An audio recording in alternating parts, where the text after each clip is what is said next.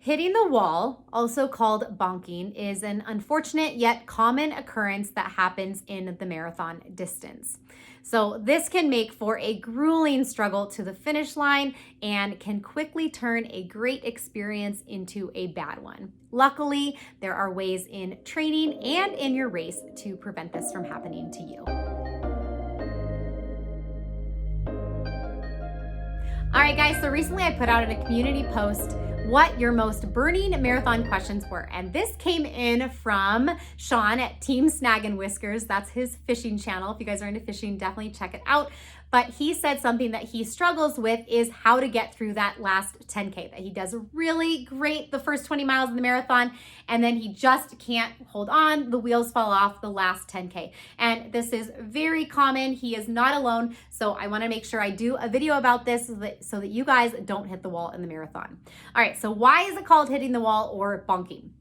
Now, it typically happens around the 20-mile mark, and that's because your body is depleted of its glycogen stores, which is what your body typically burns as fuel to give you energy. It can burn fat, but it is not as efficient. And what happens after 20 miles, if you don't have any more glycogen to utilize, it is using that fat, and you are going to have to slow down. Now, sometimes it happens extremely suddenly. Sometimes it's a little bit more gradual. Sometimes it happens around 18 miles. Sometimes it happens around 22 miles. But essentially, your body can only store about 2,000 calories in the liver and the muscles.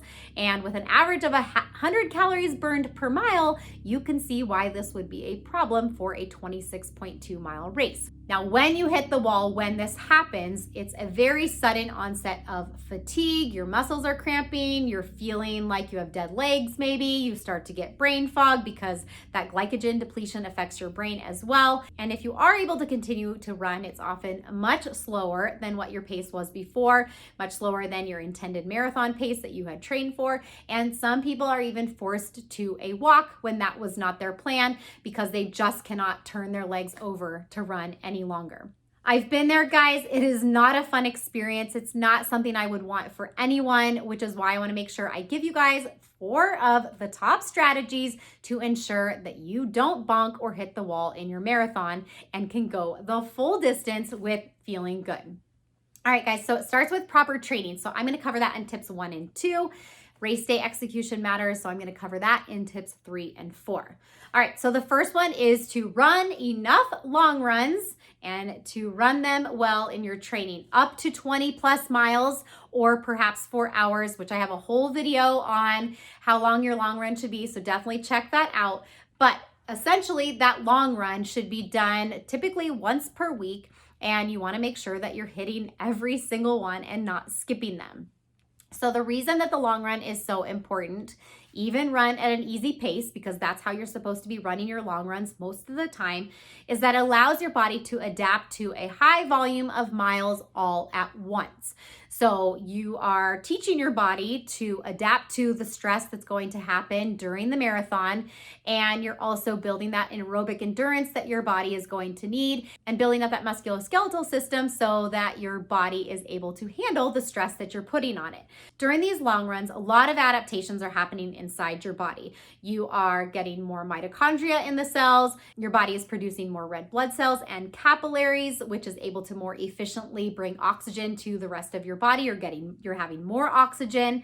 When you're working out, your heart is a muscle, it's getting larger, and it has a higher stroke rate, allowing more blood to be pushed out to the body and give your body the oxygen it needs. This is what's happening when you are running slow and building up your aerobic endurance. So essentially, guys, the long run is allowing you to get strong enough and fit enough to be able to go the full 26.2 miles on race day, even when you're not doing all 26.2 miles in your training. You don't need to do all 26.2 miles. Usually it's somewhere around the 20-mile mark for people as their longest run, but it's not always the same, or just mimicking the time on feet that you need. Perhaps it's 4 hours instead of thinking about it in terms of mileage. Lastly, your body is preparing to perform in a glycogen depleted state, which is what's going to happen during that last 10K of your marathon. And for those experienced marathon runners, I would also suggest putting in some marathon pace work into a few of your long runs in the later stages of your marathon training. All right, so the second part of this is remembering that the long run is not everything. It's also really important to run enough mileage in training. So how much mileage is enough? This isn't the same for everyone, but my recommendation is to run at least 40 miles in your peak week of training, up to 60, 70 or more, depending on what your goals are and what your body can handle. I find that a really good sweet spot for people who are trying to PR or get a BQ or just want to continue to improve is to get up to that 50 to 60 mile per week zone. But just remember, you need to safely build mileage to get up to that point. So even if it doesn't happen in this training block, it can happen in a training block down the road, but at least 40 miles per week to be prepared as you can be going into that marathon. So basically all of the benefits that I talked about happening in the long run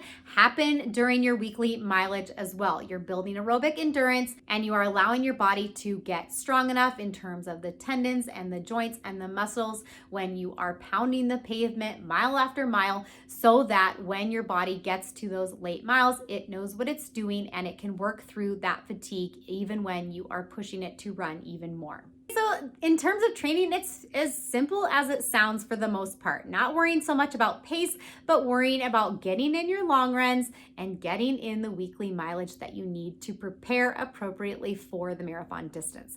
All right, let's talk about race day. So a big part of this is getting your nutrition right. Now you want to make sure that you are getting the nutrition right in the week before the race as well, getting enough carbs. But race day nutrition is extremely important. When your body lacks that glycogen that it needs, you don't have the energy to continue to do the workout that you want to do. In this case, continuing to run all the way to the finish line of a marathon. And unfortunately, research suggests that your brain also anticipates glycogen depletion, and therefore it starts to conserve glycogen even when it's not completely used up. So what can we do? If our body is using all of its glycogen stores within the first 20 miles of a race, how are we going to be able to get through those last 6.2 miles? Well, it comes from the nutrition that you are taking in during your race. So here is a suggested amount to take based on your body weight. Aim to take in about 1/4 to 1/3 of your body weight in pounds in carbs every hour that you race. So an example would be for a 150-pound person, that's between 37 to 50 grams per hour of carbohydrates. For me, I weigh a little bit less than 110 pounds. It would be 27 to 36 grams of carbs per hour. Okay, so I know that doesn't necessarily mean a lot to you until you know how much carbs are in what you are taking. So a typical gel has about 22 to 24 grams of carbohydrates and 100 calories. Huma, GU, honey stinger, they all fall with that in that range. So if I was running a 4-hour marathon, I would be wanting to take at least 5 gels to hit that at least 27 gram per hour mark. I've also heard people say to take 1 gel every half hour, and I think that this can work for a lot of people too, as long as their stomach can handle it.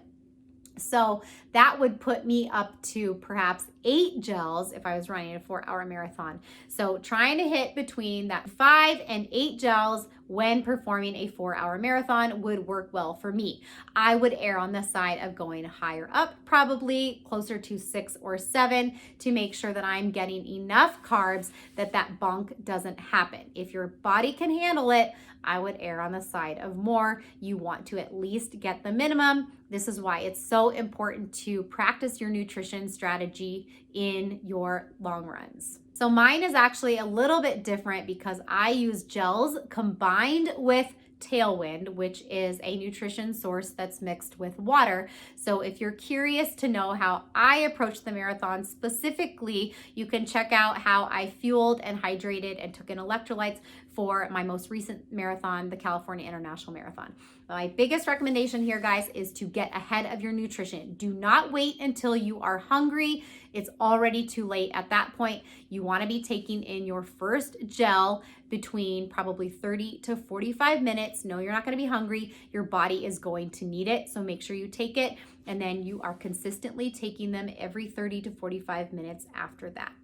All right, my last big tip is to pace yourself. So many runners get into trouble with bonking and hitting the wall in the marathon because they go out too fast. Whether we're blaming it on the excitement of the day, not knowing what that last 1/3 of the marathon is going to be like because you've never done it before, or feeling good on race day as you should because you've been tapering, all of those things contribute to runners going out too fast. And it is one of the worst possible things that you can do in your marathon. If you have this thought of banking time in your marathon, going out fast so you're able to go slower at the end, get that thought out of your head and do not follow that strategy. It's not a strategy.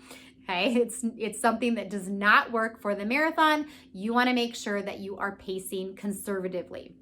And I'm not going to go really in depth on this because I have a video dedicated to just this topic. So if you are struggling with pacing your marathon or not knowing how to pace it, check out my video, How to Pace the Marathon. But in a nutshell, you want to go out slower than your marathon pace, maybe by about 15 seconds per mile slower.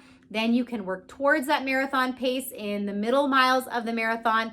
And hopefully, if all things go correctly, you can negative split and go faster at the end of your marathon.